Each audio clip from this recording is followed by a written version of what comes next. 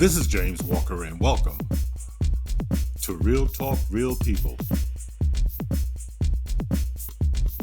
This is the podcast that turns the mic over to everyday people to hear what they have to say about the issues and problems we face as a society.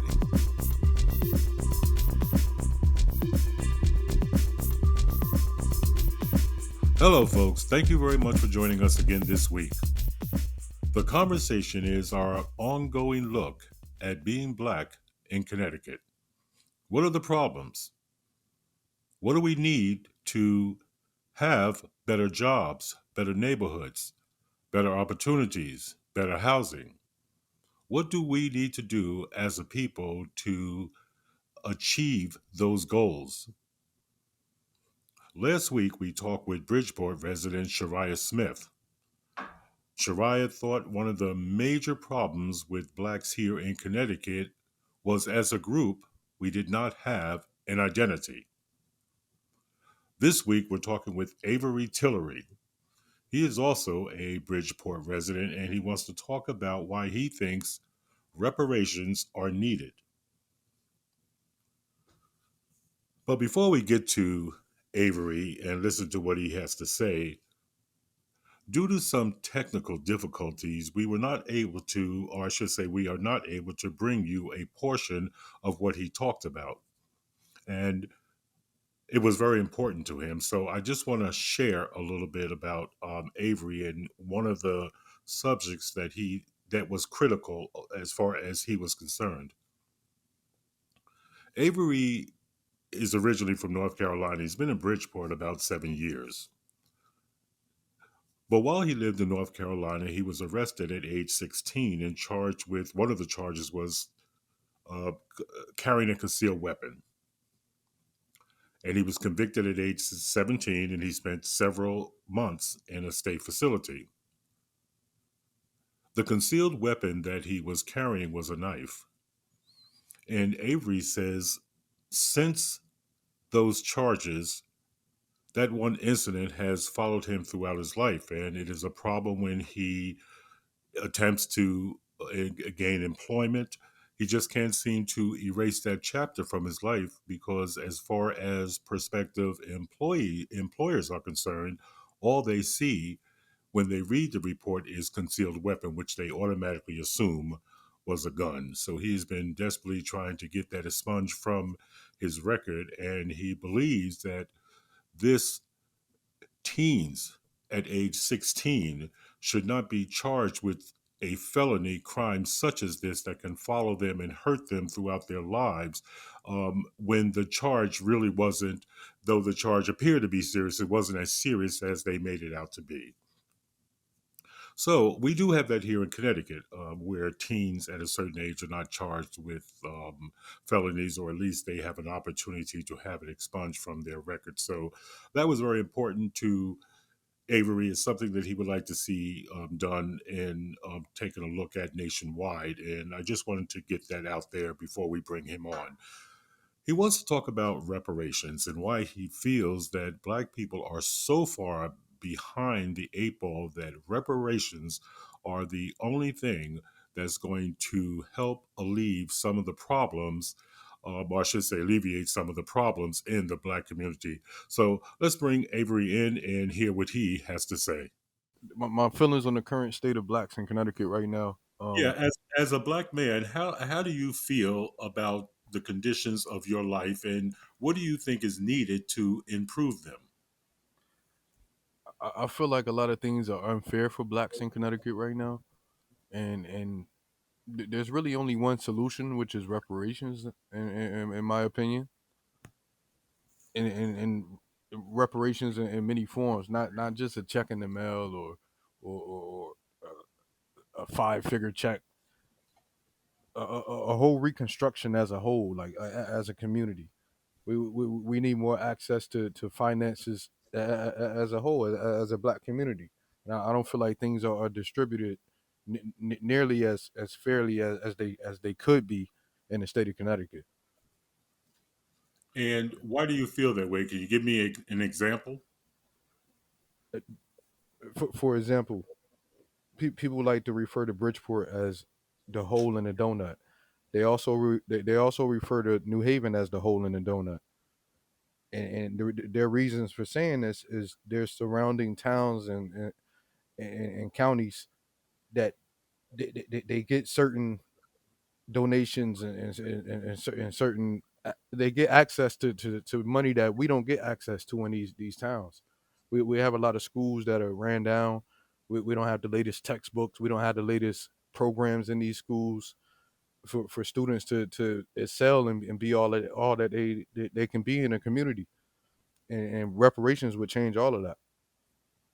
So when you say reparations, what you're really saying is that we need equality across the board in things such as money funding for education, funding for housing, and all the rest of that. Correct. Is that's what you mean by reparations? And let me ask you a question: how important do you think it is how important do you think the vote is when it comes to blacks in Connecticut getting the things that they think they should have? Well, I can actually speak from kind of two different perspectives because I moved from the state of North Carolina. So I mean, I haven't really seen much of a difference in the black communities moving from there and coming here, and I haven't really seen the votes really account for anything. If if if there's not an agenda for reparations, what are we really voting for? It's just a lot of small talk. The black community is still going to be the same. The hood's still going to be the hood. Prices are gonna be what they are. Prices are raising every year in the state of Connecticut as far as rent, especially in cities like Bridgeport and New Haven. They just pushing us right on out. So I mean, we need reparations so we can put a stop to all that. We don't have enough jobs. The jobs don't pay enough here, and we just don't have access to a lot of things here that we could have. We don't have community centers. Everything around here is getting shut down and closed down. We at least need a hub so we can meet up and discuss these type of things. We don't even have those type of centers out here in Connecticut. So we have a long ways to go, and reparations can start a lot of that. Now, how do you think community centers and you mentioned community centers? What else do you think Bridgeport needs? Because quite frankly, I live in Hamden right now, and I moved from Bridgeport, but I personally love Bridgeport. I really don't see it as a bad place to live in terms of the people who live there. What I see is a problem with rundown neighborhoods where there are no investments. I see problems with police brutality. I see problems with crime. But Bridgeport itself, I think, is a good place to live if indeed we can get rid of some of the problems that we have there. The problems that we have as far as police brutality and crime and things of that sort that comes as a result of not having access to a lot of things. There's a lot of youth that are in the community. They're easily caught up into the streets because they don't have access to jobs at a young age. And people think, oh, just because you're young, you don't need money yet, or you don't need to worry about money until you get to college and things of that sort. There's kids that are in high school who don't have parents that are paying for them. That are paying for their clothes or their extracurricular activities or things of that sort. So they at least need to be able to work a part-time job, and there's just not enough access to things of that sort in Bridgeport. And the jobs that we do have, a lot of them they're also getting gentrified, and they're doing what they want to do. They choose not to hire people of darker skin tone and things of that sort. So you know what I mean. Uh, How do you feel, how do you feel about the lack of black-owned businesses in black communities? That's a real problem to me. What well, about you? that was one of the first things that I noticed when I moved to the state of Connecticut. I moved here about 7 years ago, and the first thing I noticed, I said, there's no black stores around. Like I'm going to all the bodegas and the restaurants and gas stations and everywhere, and I don't see any black owners, any black cashiers, or any of that. I only see them working at franchises and other businesses, but I don't see them at working at businesses of their own. There are a few restaurants around here that are black owned, but that's about it. And There's not enough businesses around. We need reparations so we can open more businesses, more black businesses, so we could thrive more as a black community. So we can have more of a shot at equality. And I don't think necessarily that equality is even an answer at this point because we're so far behind. So there's no way to really make things equal. We just need reparations so we can kind of begin to catch up to things. You're listening to Real Talk, Real People, the podcast that turns the mic over to everyday people.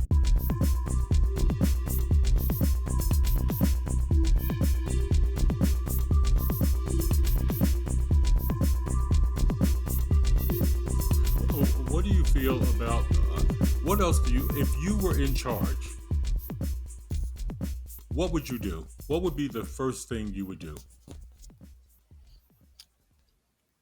I mean, if I was in charge, the first thing I would do would see what I can do to obtain reparations for the black community or people that are actually ADOS and descendants of slaves, because there's clearly a long term effect that we're still feeling in the black community and people that do descend of slaves that's going on now, and we're still locked out of certain. We're still not able to access money and just overall things that can really uplift and better our communities. So if I was in charge, my first thing, my first agenda would be to obtain reparations. Now, can you give me an example, a personal example of how you feel an opportunity may have slipped you by, or you may an opportunity may have gone past you because you didn't have certain tools? Is there a personal experience that you can share with me? Pretty much my whole life has been that way. I mean, I'm not blaming anybody for anything. I'm a man. I get down and I work and I do what I got to do to pay bills and things of that sort. But I mean, there was times when I was younger and I was in school and things like that, and I didn't have money to do things that other kids were doing in school. I didn't have money to. When I got to high school, it costed about $300 for the uniform to play basketball and stuff like that. I didn't have that $300. I had to use that money to put groceries in the house. You know what I'm saying? And help my mom pay bills and stuff like that. So, you know what I'm saying? If I had access to more things, maybe I could have played ball or just did anything after school. I could have been in part of the band or just anything. I really had no opportunity to do extracurricular activities because I was so busy working and trying to help my mom pay bills and stuff like that. So You know, I don't think things should be that hard on people that aren't old enough to work in a warehouse. I mean, if you're only young enough to work part time fast food or things like that, I don't think you should be responsible to. I mean, have to worry about paying bills and helping mom out with this, that, and the third. Mom should be able to make enough money so she don't have to struggle and rely on her kids, so she can help set generational wealth for her kids and so on. And reparations will also allow for that. We need generational wealth because a lot of our kids grow up and they jump off the porch at 18 and they jump out here paying bills and they don't have anything to fall back on. They don't have no they don't have any play money. They don't have any money to go open up a small business and it doesn't thrive, and they could take that money back and open up something else. So we need all of that in the black community. We need generational wealth. We need more jobs. We need more businesses. We need all of that. well, you mentioned something that's, I think, a lot of young black men and black women, for that matter, um, suffer through, and that is the fact that they have to grow up too quickly. Yeah. They have to handle responsibility really that they're not mentally ready for, and that they shouldn't be ready for. And I know that that becomes a problem for young black men in particular when they set out on their own, because they haven't gotten that skill set or that educational skill set, because they haven't had time. They've been too busy contributing to the household. So that is a problem, man. And it has been a problem. It was a problem in my day. And I'm old enough to remember going to the supermarket where you used to help people carry grocery bags to their car and they would tip you. Yeah. And I remember that my goal was to earn enough money that I could buy a box of spaghetti, a can of tomato paste, and a can of tomato sauce so that we would have something to eat. So those are heavy responsibilities Right. on 11, 12, and 13-year-old kids. So I hear you. I kind of want to respond to what you just said about Sure. going to the supermarket and helping people with their groceries and things like that. There's been so many negative stereotypes put on the black community, especially young black men. They can't even do those type of things anymore. You can't go wait around the gas station and help somebody pump their gas or help somebody with their groceries at the grocery store anymore because they're start accusing you of robbery and things of that sort. There's just is so much negativity that's put out there in the black community, and especially the young black men. Because I mean, look at the incarceration rate. There's more black men incarcerated in the United States than there are women around the whole globe, and that's a huge problem. That goes into the play of police brutality and things of that. If we weren't so poor and looked so down upon in our communities, they wouldn't even be patrolled as much, and they wouldn't be so infested with crime because people would be so busy thriving and working and taking care of their families and things of that sort. They won't have time to be out here robbing anybody or fighting or selling drugs or anything like that, or they won't even be in the line of fire for police brutality or things like that. They'll just be looked at as working class citizens, and that's where we need to get to. That's our goal in the black community. We need to get reparations so we can be thriving in our communities and our neighborhoods. So we're no longer victims of these type of things. Well, you really brought up a very good point that I had not considered. And you're right. Young black men can't go to supermarkets. They can't hang out in certain places to offer, their services, so to speak, because the first inclination is that they are there to rob somebody, and that's a really, really sad commentary. It really is, but it's the absolute truth. The things that I used to be able to do to earn a few in coins, there were no bucks. I was earning coins, but the the things that I used to do that, you're right. You're not able to do. You can't just go knock on somebody's door and offer to say mow their lawn or You can't do that. When I first moved up to Connecticut, I walked around with a shovel when I hit my first winter, and I thought I was gonna make a little money shoveling somebody's yards and stuff like that. And those people were really resistant to that. They was like, "Oh, who's this black guy with a hood on outside my house with a shovel? Is this the Reaper?" Like, like I just want to shovel for a couple bucks. But